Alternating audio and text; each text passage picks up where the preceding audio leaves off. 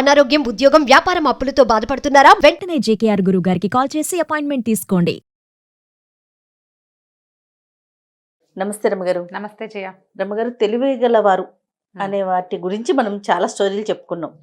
తెలివిగల కోడళ్ళు, అల్లుళ్ళు, కూతుళ్ళు, అట్లా రకరకాల స్టోరీలు. అలాంటి స్టోరీ ఏదైనా ఉంటే చెప్పండి. ఒక రాజుగారు ఉండేవారు ఇదివరకు. మరి పెద్ద రాజుల కాలం నాటిది కాదు, జమీందారుల కాలం నాటిది అనుకో. అయితే ఆయనకి తను తెలివిగలవాడిని చాలా నమ్మకం అంట. ఆయనకే నా అంత తెలివిగలవాడిని నేనే అని చెప్పుకునేవారు. అయితే ఏదైనా సందర్భం వచ్చినప్పుడు చాలా తెలివిగా చెప్పాను కదూ అని అడుగుతుండేవాడు. అందరూ శబాష్ శబాష్ అనేవాళ్ళు. ఏం చేస్తారు రాజుగారి దగ్గర? రాజుగారి దగ్గర ఆఫీసర్ల దగ్గర తోక జాడించడానికి వీలు లేదు. జాడిస్తే వాళ్ళు ఏం చేస్తారో తెలియదు. నచ్చకపోయినా శబాష్ శబాష్ శబాష్ అంటూ ఉండాలి అంతే. చాలా బాగుంది అనేవారు. మీ తెలుగుగల వాళ్ళు మీరేనండి అనేవాళ్ళు. ఆయనకి బాగుండేది. అయితే క్రమంగా ఏమనిపించేది ఆయనకి, వీళ్ళు బాగా తను మెచ్చుకోవట్లేదని భావించేవాడు. ఆ తర్వాత ఏం చేసేవాడు, కొన్నాళ్ళు పోయాక ఎవరైనా తెలివిగల వాళ్ళు ఉన్నట్టు మీ ఎరికనా అని కొత్తగా వచ్చిన వాళ్ళని అడుగుతూ ఉండేవాడు. వాళ్ళు వెంటనే మీరే అనాలి. మీ ఎంత తెలివి ఎవరికి ఉంటుందండి అంటే ఒక రకం, ఆ మా ఊళ్ళో ఉన్నాడండి అంటే వాడు తెలివి ఏమిటో చూద్దామని. వాళ్ళ తెలివి ఏమిటో మనం తెలుసుకోవాలి కదా. సరే, ఇలా అయ్యేసరికల్లా ఈ చుట్టుపక్కల ఊళ్ళ నుంచి శిస్తులు వసూలు చేసుకొస్తారు. శిస్తులు వసూలు చేయడం అంటే అదే ఇప్పుడు మన ట్యాక్సులు. పాత రోజుల్లో ఏం చేసేవాళ్ళు, ఆ ఊళ్ళు కరణాలు, మున్సబులు ఉండేవాళ్ళు, ఠాణేదారులు, వీళ్ళు చాలా రకరకాలు ఉండేవాళ్ళే. పేర్లు కూడా భలే డిఫరెంట్గా ఉండేవి. వాళ్ళు ఏం చేస్తారు, ఆ ఊళ్ళో ఉన్న శిస్తులు వసూలు చేసిన మూట కట్టి రాజస్థానాన్ని పట్టుకొచ్చి ఇస్తారు. జమీందారుల రోజుల్లో కూడా అలాగే ఉండేవి. ఆ ఊళ్ళ నుంచి రావాల్సిన డబ్బు, రావాల్సినంత పంట వస్తూ ఉండేది రాజధానికి.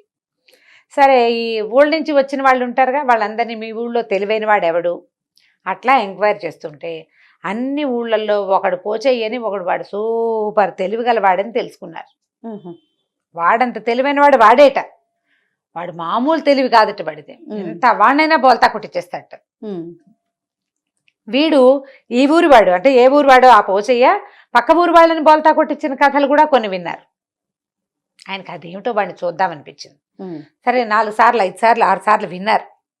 వినేసరికల్లా ఇన్ని చోట్ల నుంచి, ఇన్ని సోర్సుల నుంచి ఆ ఊరి పోచయ్య గాడే తెలివిగలవాడంటే ఆ పోచయ్య సంగతి ఏమిటో చూడాలి.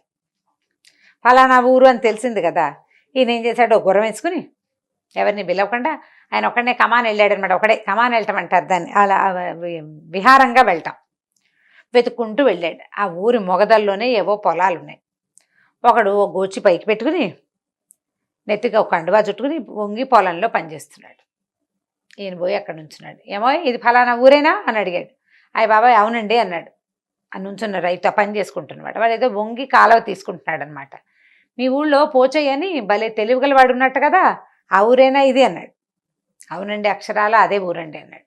ఏమిటో వాడి తెలివే అన్నాడు. ఏదో అయ్య బాబు ఒక మాట తెలివేనండి. ఎక్కడ ఉంటాడు అన్నట్టు. అయ్య బాబు నేనేనండి అన్నాడు. వాడు అంతా బాబు బాబు అంటుంటే వీడు తెలివిగలవాడని ఎందుకు అనిపిస్తుంది రాజుగారికి? ఏమన్నాడు, ఏమిటో నువ్వేనా, ఏమిటి ఇలా సింపుల్గా ఉన్నావు నువ్వు అన్నాడు. ఏమిటోనండి, పుట్టినప్పటి నుంచి ఇలాగే ఉన్నాను బాబు నేను, దయచేయండి సెలవు ఇవ్వండి, మీరు ఏదంటే చెప్పంటే అది చెప్తానన్నాడు. అనేసరికి ఆయన అన్నాడు, ఏమిటి నీ దగ్గర చాలా తెలివితేటలు ఉన్నాయట, ఏమిటో చూపించు నేను చూస్తాను అని అడిగాడు. ఈ పోచయ్య అన్నాడు, అయ్యా మీరు వస్తారని తెలియలేదు బాబు, తెలిసుంటే ఉంచుకునేవాడినండి దగ్గర, తెలియలేదు నాకు. మా జిత్తుల జంత్రి అని ఉందండి మన దగ్గర. ఎన్ని రకాలో జిత్తులు ఉన్నాయి నా దగ్గర. తెలివితేటలు, తెలివి అంటే అసలు ఏ మాట మాట్లాడినా టర్న్ చేసి అవతల వాడికి తగిలేలా చేయటం, ఏ పని చేసినా తప్ప అవతల వాడిదే చేయటం, అవన్నీ జిత్తులు కదా, నక్క జిత్తులు అంటారు వాటిని. ఈ జిత్తుల జంత్రి ఉందండి మన దగ్గర ఒకటి. మీరు వస్తారని తెలియక 2 రోజుల క్రితమే మా బామ్మర్దికి ఇచ్చి ఊరు పంపించానండి అన్నాడు. అనేసరికి ఈయనకి విసుకొచ్చింది. ఏమిటి ఇంత దూరం వచ్చాను, అదేమిటో చూడ్డానికి నీ తెలివి, నేను అది కాస్త ఎవరికైనా ఇచ్చేసావా నువ్వు? మరి ఓ పని చెయ్యి, నేను ఇక్కడే ఉంటా, నువ్వు పోయి మీ అత్తారింటికి వెళ్ళి పట్టురా దాన్ని అనేసరికల్లా ఇతను అన్నాడు పోచయ్య, బాబు దానికే ఉందండి, ఇట్టే తేవచ్చు, మా అత్తారి ఊరేమో దూరం, మరి వెళ్ళాలి కదండి అంటే దాందేముంది, నేను గుర్రం వేసుకొచ్చా కదా, నేను గుర్రం దిగి ఇక్కడ నుంచుంటా చెట్టు కింద, నువ్వు గుర్రం వేసుకుని ఇక్కడ ఉన్నట్టు రా, గుర్రం వేసుకెళ్ళిపో అని చెప్పాడు. గుర్రం వేసుకెళ్ళాలి ఇప్పుడు. సరే, పొలంలో నుంచి బయటకు వచ్చాడు జిత్తుల జంత్రి తేవడానికి. ఓకే, బయటకు వచ్చాడు. గుర్రం దగ్గరికి వెళ్ళాక ఏమన్నాడు, బాబు చూడండి నేను ఏదో అంగాస్త్రంతో ఉన్నాను, ఇంటి దగ్గర ఉంటే ఏదైనా అలంకారం చక్కగా తయారై వెళ్ళేవాడిని. అత్తారింటికి వెళ్తూ బోస్ చేతులు నేను ఏం బాగుందండి, అలా బాగోదండి, ఇంకోసారి ఎప్పుడైనా చూపిస్తానన్నాడు. ఆయన అన్నాడు, మళ్ళీ ఎన్నిసార్లు వస్తానో అన్నాడు జమీందారు. ఎన్నిసార్లు వస్తాను, నీకోసం పొద్దునే బయలుదేరి వచ్చానా, ఏముంది దానికి అలంకారానికి, ఇగో ఈ ఉంగరాలు తీసుకో అని చేతుకున్న ఉంగరాలు, ఆయన రాజముద్ర కూడా ఉంది అందులో, అన్ని ఉంగరాలు వీడి వేళకు పెట్టారు. చూడు సరిగ్గా సరిపోయినాయి నీకు, ఉంగరాలు పెట్టుకో.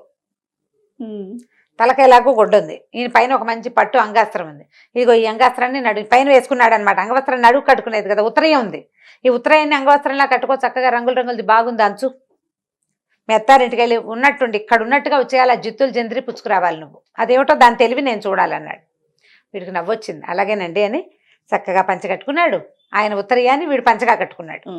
ఆయన ఉంగరాలన్నీ అలంకరించాడు. 4-8 వేళ్లకి 8. అక్కడి నుంచి గుర్రం ఎక్కాడు, వెళ్ళిపోయాడు. ఈయన అక్కడ నుంచున్నాడు.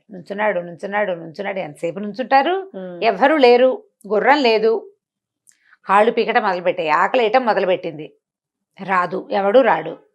ఈ లోపల అటు వెళ్ళేవాళ్ళు ఇటు వాళ్ళు, అయ్య బాబాయ్ ఏంటండి ఇక్కడ నుంచున్నారంటే, వాడు జిత్తులు జంత్రి తెస్తానన్నాడు అని చెప్పాడు. చెప్పేసరికల్లా వచ్చిన వాళ్ళు అన్నారు, అయ్యా వాడే ఒక జిత్తుల జంత్రి అండి, మీరు మీకు ఏమర్థమైంది, వాడు మీకు ఏదో సున్నం రాసేసాడు, మీకు అర్థమైందో లేదో అని అన్నారు. అనేసరికి ఏంటి నేను ఎక్కడైనా పప్పులో కాలేసానా అని ఆయనకి డౌట్ వచ్చింది. కానీ ఎక్కడ పప్పులో కాలు పెట్టాను అనేది మాత్రం అర్థం కాలేదు, ఆయనకి అర్థం కాలేదు. సరే ఏమనుకున్నాడు, కాళ్ళు పీకుతున్నాయి, 3 అయిపోయింది, పొద్దునెప్పుడో తిన్న బ్రేక్ఫాస్ట్, ఎండలో నుంచున్నాడు, పొలం గట్ల మీద నీడ లేదు, ఏదో చెట్టు నీడ ఎంతసేపు ఉంటుంది, సూర్యుడు అటు ఇటు వెళ్ళేసరికి చెట్టు నీడ అవతలిపోతుంది. అవును.